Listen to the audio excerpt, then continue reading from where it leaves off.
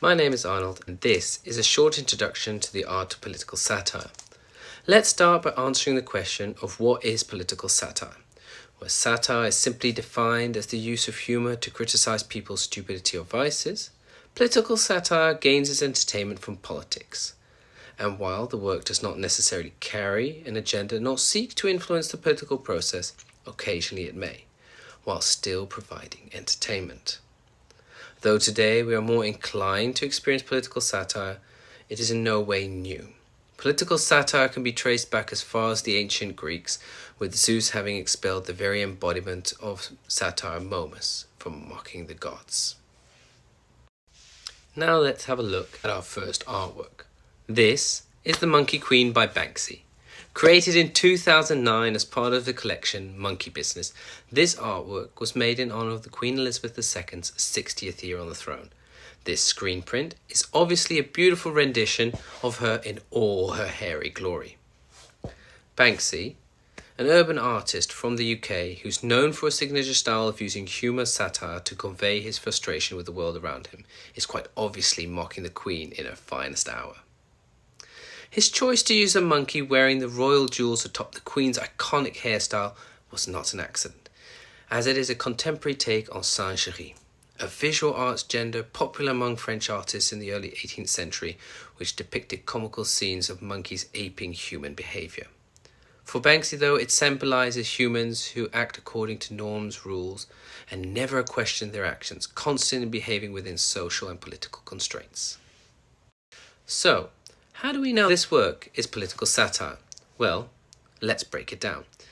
Is the person in a political position? Well, seeing as this is a depiction of the Queen, we can account for that. Does the work seek to make a humorous criticism of the Queen? Well, she's been made a monkey of, and we just learned why Banksy uses monkeys in his art, so we can account for this as well. There is another detail that we shouldn't overlook, and that is the MOD bullseye, which replaces the common yet antiquated Union Jack often found in the background of portraits of the Queen. This could be a reference to the saying associated, one of them, so not one of us.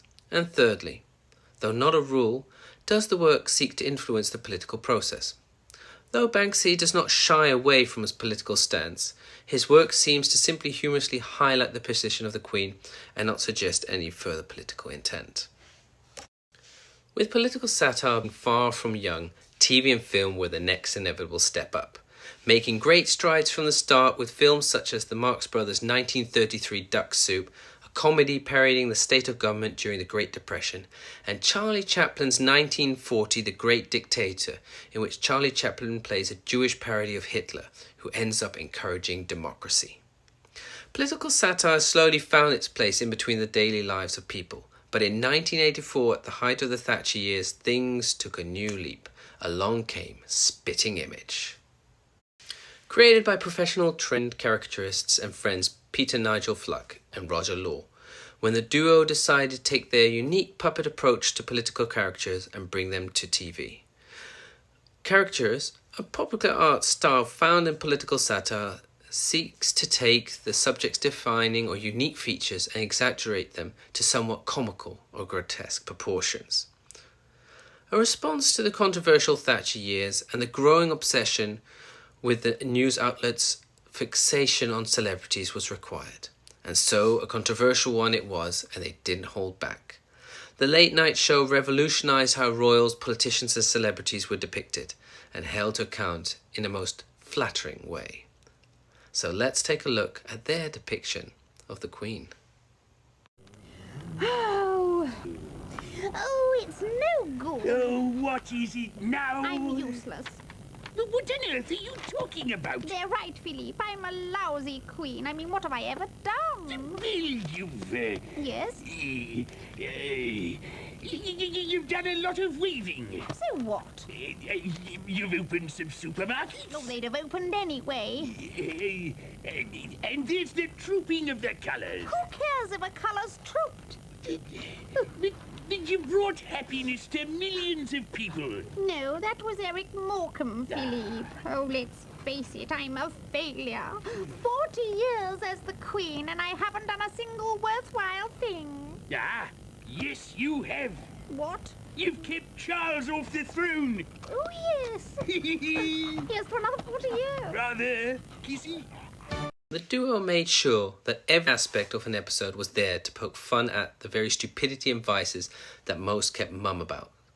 Starting with the location, a place that is synonymous with privacy, so to find ourselves in the boudoir itself was a way to say that nothing was safe.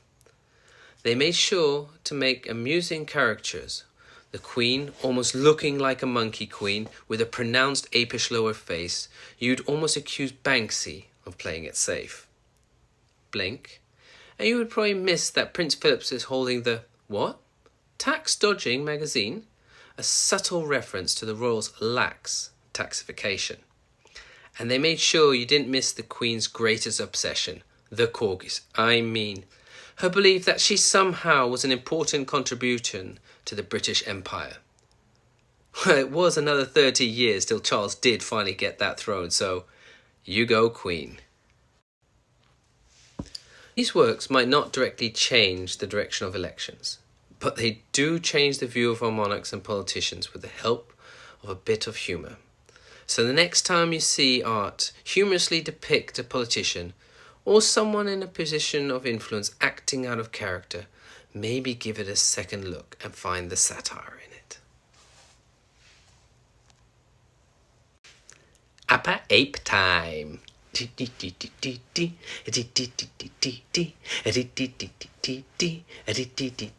Info.